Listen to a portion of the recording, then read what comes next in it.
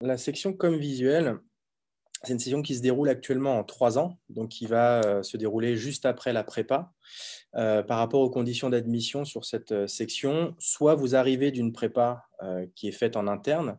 Potentiellement, vous pouvez arriver d'une prépa faite, ailleurs, mais ça, c'est après sous condition avec test, et cetera et entretien et vous pouvez arriver aussi avec une équivalence, STD2A. D'accord? Bac art appliqué grosso modo. Toujours est-il que derrière, vous avez entretien avec les conseillères pour voir un petit peu vos motivations et les compétences que vous avez déjà en fait enclenchées. Et ensuite, la formation se déroule en 3 ans. Donc, pour sectoriser un petit peu, la première année va être une année d'expérimentation. On va avoir des matières comme toujours la PAO, hein, qui me concerne moi, dans laquelle on va implémenter en fait les notions de communication visuelle avec pas mal de cours théoriques autour de la typographie, autour des théories générales des formes et des couleurs. Il va y avoir aussi du design d'intérieur, donc avec un enseignant sur lequel vous allez travailler les notions de packaging, d'objets en fait concrets. Vous allez avoir aussi des parties théoriques sur la communication visuelle. Donc ça, c'est avec comment dire, avec Yorgi, sur lequel vous allez en fait réfléchir, apprendre à travailler sur la stratégie marketing, commencer à développer et à comprendre ce qu'est l'univers d'une marque, etc. Et donc ça, c'est la première année, les expériences. Si je devais mettre un seul mot, c'est expérience. Sur la deuxième année, on va passer sur une partie plus conceptuelle, où là, en fait, on va rentrer vraiment au cœur des choses et on va commencer à penser globalement un peu plus les choses. Donc là, il y a déjà une bascule qui se fait entre guillemets, on vous met un petit peu tout dans les mains sur la première année et à partir de la deuxième année, vous commencez à penser un peu plus les choses par vous-même. Puisque au fur et à mesure du temps, sur la formation, vous allez acquérir une méthode de travail, encore une fois. J'insiste aussi sur la notion de méthode de travail, parce que c'est ce qui vous suivra toute votre vie derrière, professionnelle. Donc, on est dans la conceptualisation, on commence à poser un petit peu plus la notion d'identité visuelle, où là, c'est vous notamment qui allez devoir penser une identité de marque. Et la troisième année, en fait, va être l'année de l'autonomie. C'est un peu une fusion et une synthèse de tout ce qui se passe sur la première et la deuxième.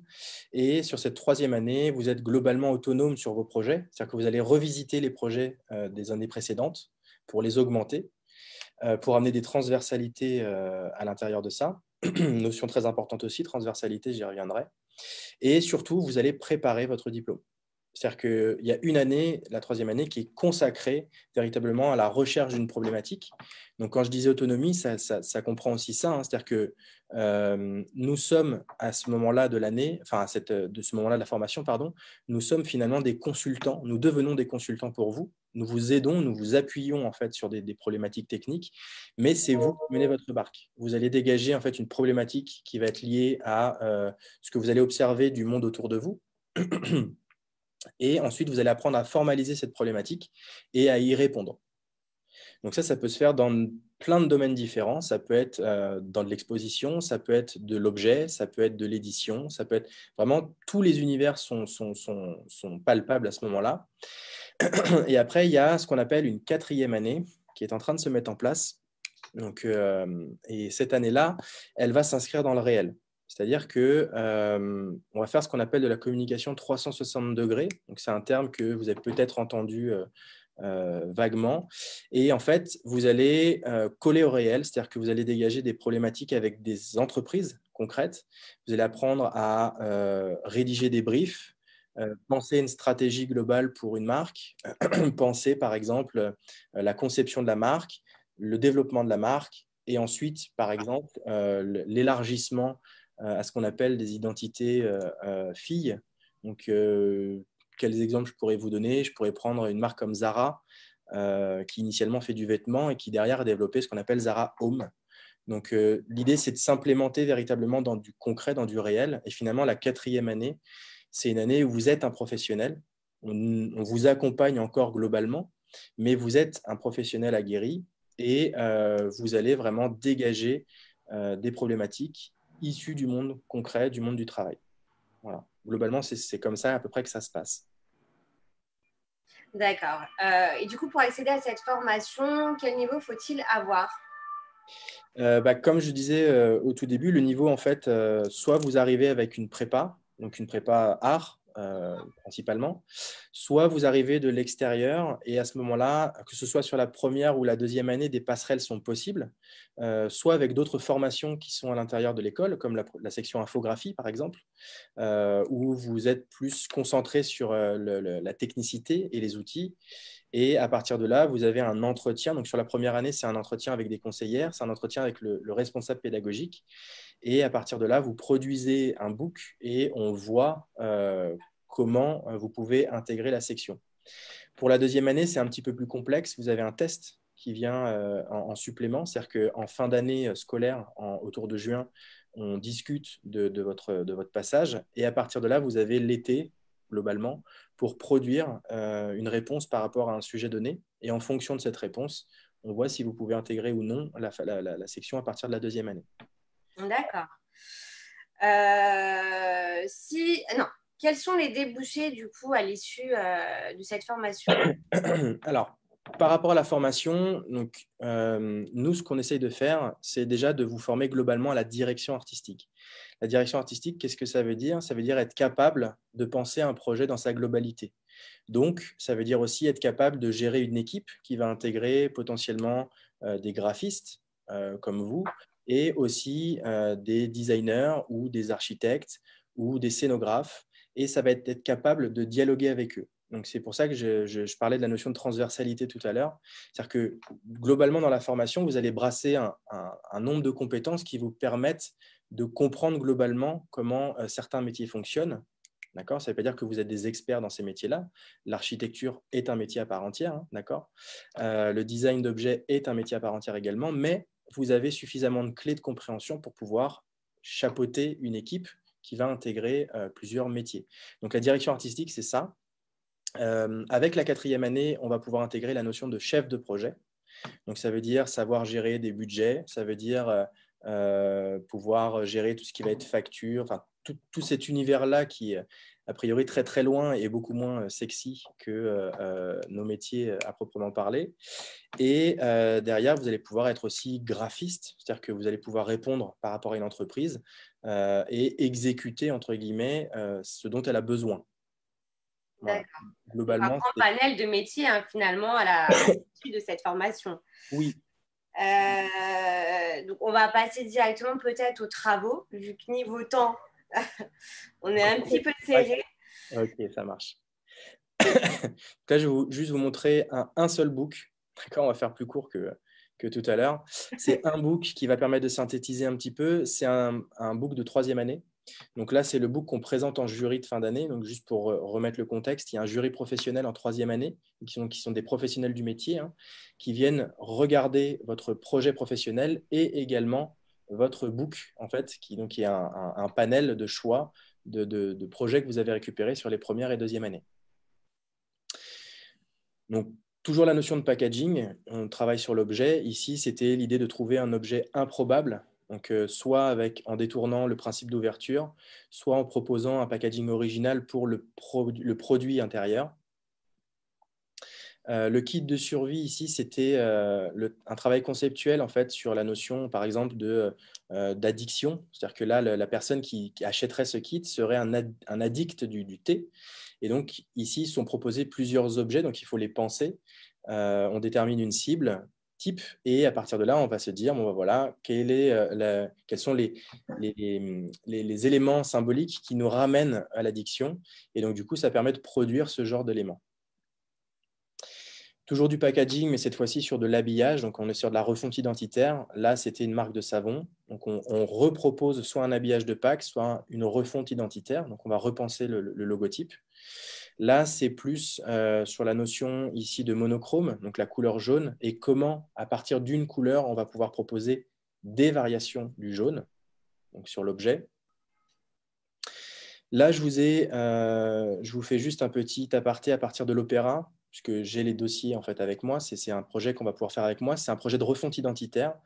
Donc, à partir de l'Opéra d'Avignon, ici, je vous montre très, très, très rapidement, mais c'est juste pour que vous compreniez tout le cheminement en fait pour arriver au final, où en fait, on va interroger quelle est la symbolique autour de l'opéra aujourd'hui. On va réfléchir à ce qu'est l'Opéra d'Avignon en tant que tel, l'Opéra Confluence, qui est le deuxième lieu. Et l'idée en fait, de cette identité, c'était de fusionner les deux lieux sous une même identité. Donc, on va regarder la communication existante, et pour l'un et pour l'autre. D'autres opéras, donc ce qu'on appelle en fait faire un écosystème, pour voir un petit peu comment ça se passe chez les autres, grosso modo. Des supports existants dans la communication, au même titre que ma collègue en architecture tout à l'heure l'expliquait. Ici, on va faire des planches qui permettent de se projeter en fait, dans un univers. Les principes de recherche autour de l'identité. Ici, la création d'un langage, donc en fait, à partir du chef d'orchestre, du saxophone, etc., elle a créé tout un langage visuel. Déclinaison logotype, donc ce qu'on appelle un logo génératif, qui va venir évoluer en fait en fonction des différents éléments. Par rapport à la charte, ici, on a l'explication du logotype. Encore une fois, la structure, les typographies, les choix colorimétriques, les déclinaisons, etc. Donc là, je passe relativement vite, mais c'est pour que vous compreniez un petit peu toute la démarche. C'est-à-dire que bien souvent, on voit le projet terminé, mais il ne faut pas oublier encore une fois qu'il y a tout un processus créatif. Et c'est ça qui va en fait être la plus-value finalement de cette école. En tout cas, nous, on a à cœur dans les différentes sections de vous amener une méthode de travail qui vous permettra de réagir par rapport à l'environnement que vous rencontrez dans le travail derrière. Bon, là, je balaye globalement. Ici, c'est ce qu'on appelle un dossier de presse sur Chanel, Coco Mademoiselle, où en fait, on va faire tout un storytelling, donc une histoire, une narration par l'objet, pour ramener finalement à cet échantillonnage de Coco Mademoiselle. Donc ça permet, on repart de mots-clés, on explique qui est Coco, quel est ce parfum, les fragrances, etc. Et finalement, on arrive à un objet qui va permettre de propulser les personnes, les détenteurs de cet objet-là, dans l'univers de Coco Mademoiselle. Voilà. Voilà globalement ce dont je peux vous parler en fonction du temps effectivement qui nous est imparti. J'espère que j'ai été clair et puis si vous avez encore une fois des questions, n'hésitez pas. D'accord. Merci en tout cas Fabien pour cette petite présentation. Donc, petite parenthèse, je précise encore une fois que c'est une formation qui est diplômante, qui est diplômante, donc titre RNCP, qui est reconnu au RNCP niveau 2 en France, niveau 6 européen. Exact. Merci Fabien pour cette présentation et puis nous passons à Jules Safar, qui est d'ailleurs un étudiant en communication visuelle qui est en première année puis qui va nous témoigner de son expérience à ITCOM. Bonjour. Bonjour. Bonjour, du coup moi je m'appelle Jules Safar, je suis étudiant en première année à ITCOM, première année de communication visuelle à ITCOM Nice et voilà quoi. Donc je vais commencer. Moi j'ai connu ITCOM par le biais d'une amie parce que j'étais dans un lycée qui faisait STD2A et je suis resté en lien avec du coup des amis à moi qui étaient dans ce domaine et j'ai entendu parler de cette école, donc je me suis réorienté pour l'intégrer. J'ai d'abord commencé avec la prépa l'année dernière. Donc la prépa, ça m'a vraiment servi à un peu voir là où je voulais m'orienter parce que ce qui est bien dans cette prépa, c'est qu'on est un peu ouvert à tout ce qui se fait, et sur l'architecture, sur l'infographie ou même sur l'art plastique en soi. Donc, ça permet vraiment de prendre le temps de s'orienter et de pouvoir prendre du recul sur la suite. C'est aussi une mise à niveau. C'est pas seulement pour savoir ce qu'on va faire, c'est aussi, ça m'a bien aidé. Moi qui pensais avoir déjà des bases en art, je me suis rendu compte qu'il fallait approfondir tout ça. Donc pour moi, la prépa était vraiment utile sur ce point-là, quoi. D'accord, donc elle t'a conforté dans ton choix de t'orienter en communication visuelle. C'est ça, et puis ça m'a laissé le temps de voir si je m'impliquais, si j'investissais aussi dans un cursus de 3 ou 4 ans selon ce que je voulais faire. Donc c'était vachement utile. D'accord. Donc pour toi, quelles sont les clés de la réussite pour justement cette formation communication visuelle? Pour la communication visuelle, pour moi, les clés de la réussite, c'est vraiment de s'intéresser à tout ce qui peut être publicité, tout ce qui peut être marketing, tout ça, des logos basiques qu'on peut voir tous les jours, une pub de céréales, une bouteille d'eau, ou un événement de l'opéra, n'importe quoi. Vraiment, vraiment bien rester devant des affiches qu'on peut croiser dans la rue et se dire que c'est pas seulement de la pub qui nous prend un peu le temps et que c'est vraiment l'accès à des chartes graphiques, à des univers différents qui peuvent nous imprégner et du coup nous inspirer. Donc il y a ça et je dirais aussi c'est pas mal de boulot et faut bien concentrer son temps parce qu'on est on est sur des projets qui sont pas forcément casse-tête, mais rien que leur réalisation prend vraiment beaucoup de temps et donc c'est une vraie implication. D'accord. Pour toi, quel est le plus d'Itecom Art Design? Comme ça a été dit, vraiment l'énorme plus, c'est l'alternance, parce que j'ai des amis qui sont dans d'autres écoles d'art et qui, eux, n'ont pas d'alternance. Donc, ça change vraiment tout. On commençait l'année en étant moitié pratique, moitié cours, moitié travail. C'est vachement important. C'est un pied dans le monde du travail, voir comment ça se passe. Et puis même, on peut ressortir avec son diplôme et avoir déjà un travail. S'ouvrir au contact, c'est énorme. Donc, il y a ça, il y a l'alternance. Et l'autre plus, je dirais, moi, en tout cas, tous mes profs sont des professionnels en alternance. Donc, on a vraiment… En métier, tu veux dire? Oui, pardon, en métier, En ils sont tous activité. pros. C'est ça. Et donc, du coup, on discute avec eux et on a déjà leur ressenti professionnel. Et c'est une ouverture pour nous pour savoir ce qu'on veut faire, ce qu'on ne veut pas faire plus tard. Donc c'était top, on est ouvert déjà au monde du travail dans cette école. D'accord. Juste pour revenir sur l'alternance, la petite nouveauté, c'est qu'en plus du contrat de professionnalisation, donc maintenant, on propose aussi le contrat d'apprentissage, voilà, pour que les visiteurs puissent le savoir. Je fais une petite aparté pour ceux qui viennent de nous rejoindre. N'hésitez pas, sachez que vous pouvez poser vos questions du coup à l'écrit. Et ceux qui ont loupé le début du live, il n'y a pas de problème, on le retranscrira sur les réseaux sociaux et sur notre site internet. On va finir, Jules, par une dernière petite question. Est-ce que tu recommanderais Itecom à tes proches, à tes amis? Oui, du coup, justement, pour cet aspect très proche de la vie professionnelle, je recommande vraiment cette école. Parce que pour les mises à niveau artistiques, ça marche. Et du coup, pour les sorties d'école et tout, ça marche aussi. On a un vrai suivi. On a des conseillères avec nous, à nos côtés, qui nous aident à trouver des alternances, à savoir comment ça se passe, qui s'intéressent à nos vies étudiantes. Du coup, on est entouré. Donc, je recommande cette école. Super, merci en tout cas Gilles pour ton intervention. C'est moi qui vous remercie.